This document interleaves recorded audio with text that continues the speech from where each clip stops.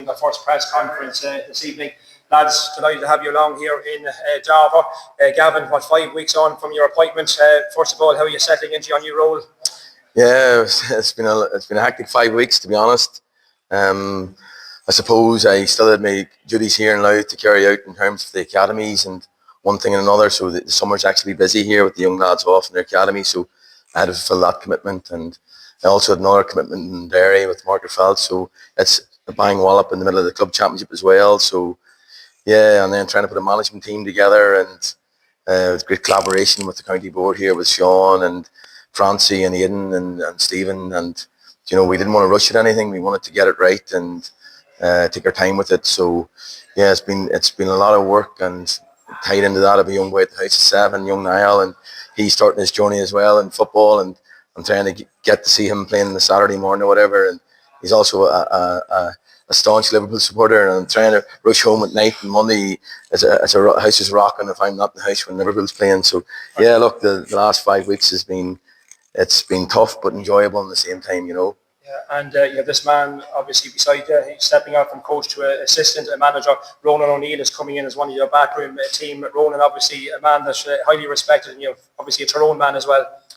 Yeah, look, I spent 14 years previous this with Mickey Hart, and he taught me an awful lot about the game, but he taught me every bit as much off the field as well. And one thing he taught me was that, don't jump at anything. To whatever you're going to do, take your time, get people around that you're comfortable with. And with Peter, there's no one more comfortable than Peter. Like, from I've arrived in Louth, he's like a brother to me, and whatever, but the relationship we have, he's a real good overview of the game, and I trust him. And so I'm delighted to have Peter. And in terms of Ronan, I coached Ronan for 10 years with Tyrone, and he's just a magical young man. And as I said to Peter from the very beginning, we're not rush at this. If we're more than content to take this on ourselves, but if someone comes available that can add value to what we're about, we'll go and get him with good help with Sean, the county chair. But when Ronan come available, I tried to get Ronan a few different times. Even when in our period with Tyrone, we tried to get him to come in the capacity. But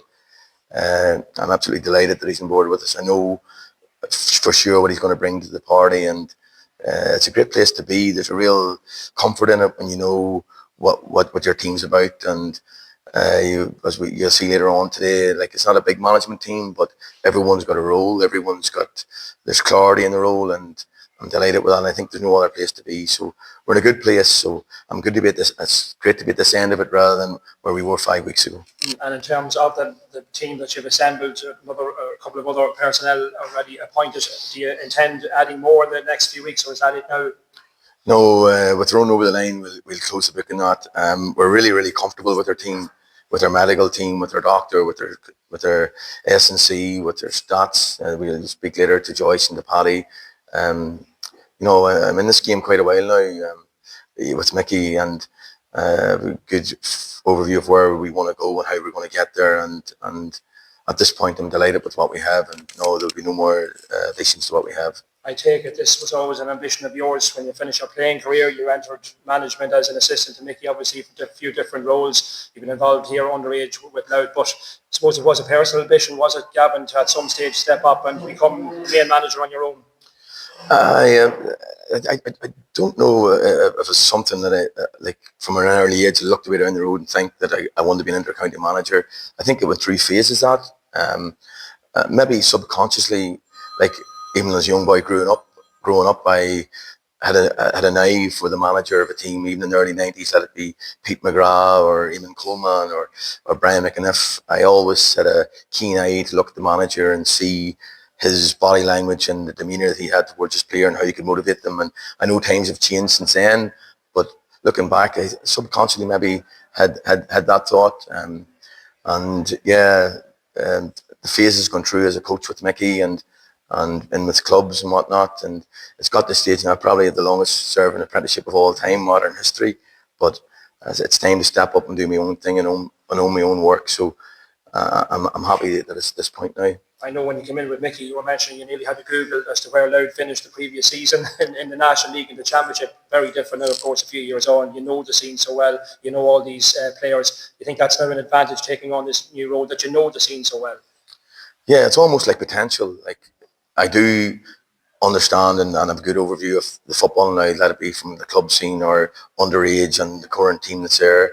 I've been here almost, whatever, been away for 10 months, whatever, with there. I've been here now the guts of 5 years, on and off. So I have a good overview, but it's only potential. It's like we're in a good place now at the moment, and we've good experience. I think we're coming from a good place, but now we got to act. We got to use that. It won't happen itself. So yeah, we're conscious that we're coming in a good place, but there's a lot of work to be done, and we've a lot of work to do. So yeah, not going to get too ahead of ourselves. You mentioned potential then letting out our Leinster champions, but you're obviously seeing a bigger picture, National League, maybe an improvement in terms of Division 2 and maybe really having a good cut of promotion. And then in the All-Ireland series, hopefully then things you might get another run at that at some stage. Yeah, look, I understand your line of questioning and I get all those pillars that's in front of us and one by one. And yeah, you look at where we're at now in the end of the season, wouldn't it be great to get there? And I get all that. I'm human and I'm a supporter myself, but in our line of work, it's really one day at a time. And I'm doing this press conference tonight. I go up tomorrow and boxes I got to tick during the day, and there's a club championship coming. The O'Byrne Cup, is it happening or not happening? Start of the National League. Yeah, we have boxes to get, and I think the best way to do that is just live the moment in front of your face. What can we do today that can help me be a better version of myself? And then organically on down the line, it should work out all right. But look, at the moment, it's one day at a time. Well, I know where you're coming from. I get all of it, but let's just keep our feet in the ground tonight, tomorrow. We're not going to look too far ahead here. Just one day at a time. Yeah, and an important few months coming up now. The club championships up and running. You're going to obviously have to throw all the grades. You're going to have as many matches as you can. In terms of next year's panel, have you an idea in your head, or at this stage, do you know what it's going to look like? Will there be kind of many survivors from last year? Will there be many new faces, let's say? Yeah, I mentioned managers there previously, and like let it be Peter Fitzpatrick, Wayne Cairns, Aidan O'Rourke, Pete McGrath, Mickey Hart, Jared Brennan. They all are their team, and I'm no different.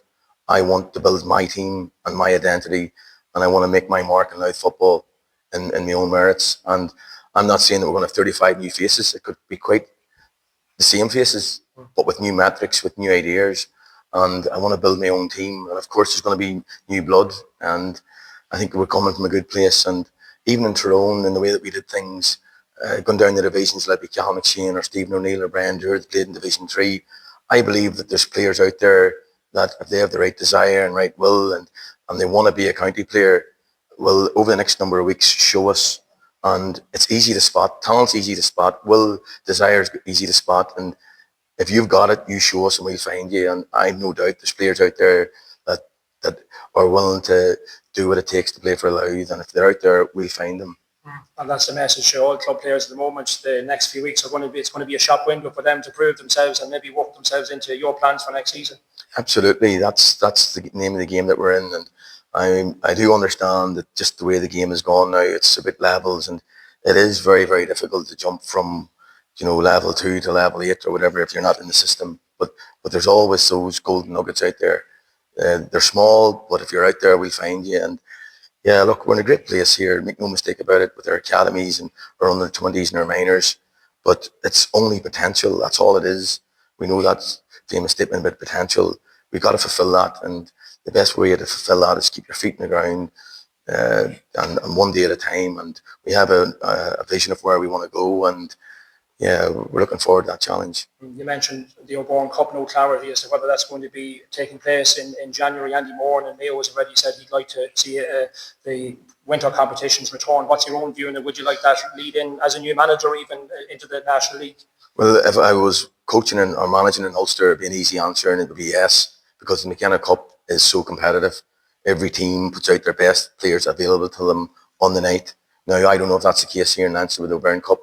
If teams are not going to put out their best teams, and you're going down the road and you're travelling 2 or 3 hours, and you know what type of team you're up and face that the opposition is going to put out, well, then that can be a waste of time. So as long as every team it's competitive and there's a will there to be competitive, well, then it's a great competition. But if it's just fulfilling fixtures and you're not getting what you want and you're not getting competitive games, well, then we need to be going somewhere else to get those competitive games at the start of the National League. So it depends. It's how every team treats the O'Byrne Cup will determine whether you'd like it or not. By the sounds of it, you're very motivated. You have a plan. You see huge potential in this job and in this county. In terms of expectations among Louth supporters, we saw how well the team has been supported, Leinster and the All-Ireland Series, National League. Expectation levels obviously have gone up among supporters. How do you kind of temper that? Do supporters need to be realistic as well? That maybe not to set those expectation levels too high. No, I have no problem with the supporters' expectation being sky high. Let's let them do what they will, and it's just fantastic to have the sport that we have. I mean, 5 years ago, when the back end of COVID, playing Antrim and Haggardstown, and the crowd was very small, and to be in the 11th of May this year in Ulster Leinster final, to see that crowd and that energy and that emotion, it was unbelievable. So where we have come in a very small space of time, it's magical. And what I'd ask from the supporters now, and I understand in the current climate and the price of living and the costs and the petrol and the tickets and the amount of games one after other, it's really, really difficult. So I think we as coaches and the manager and the team has got an obligation to provide something that they're proud to come and support. So I think that's the pressure I feel, is that when we're getting that support, we got to give them something that they're willing to support and make them proud of. So we'll be trying our damnedest that we provide that for them. Just a word on the new rules. We all know how successful and the reception they've got. They're obviously going to look now at the rules again and to see whether any further tweaking might be necessary. From your own point of view, Gavin, would you like to see any further tweaking? Maybe the 4-point goal, would that something that might be an idea that you might support? I feel that these new rules have been a breath of fresh air. I really do. Even at club level now, it's a new game. It's an exciting game.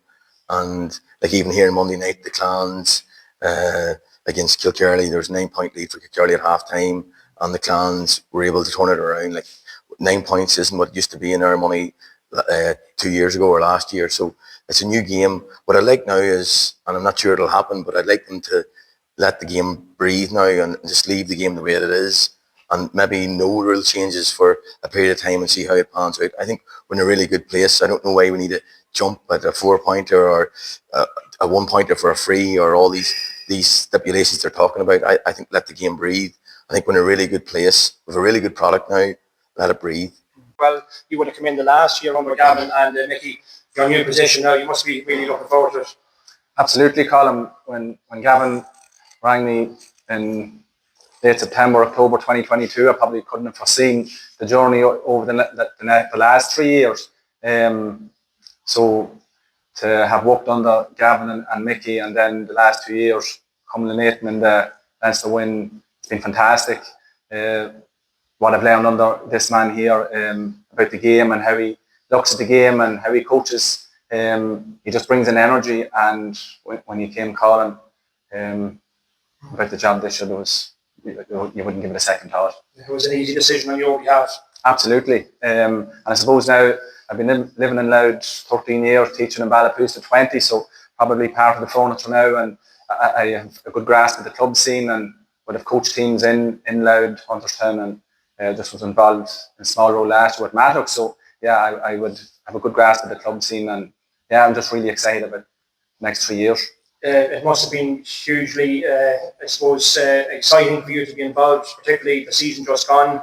We all knew you from up in the stand. You used to get animated. You were issuing instructions down to the sideline, but to be involved in the success that Louth have enjoyed during 2025, it must be an amazing experience. Absolutely, like 68 years. That final whistle in Croke Park is something that will live long in the memory. To see the joy on the supporters' faces, and if you talk to the players, that's why they do it. It's for the families that make the sacrifices. I would have said earlier, like, we make the choice, they make the sacrifice. And see the joy in the stands, and coming home through Drogheda, Ardee, Dundalk, to see what it meant to the people. Hopefully now the people and the players can bottle that, and we bring it further now as we get back on the train again. Yeah, I mean, you're into the club season now. No doubt you'll be taking in a lot of club matches as well. That'll be later in the year. We'll be getting down to the business end and preparing for the 2026 season.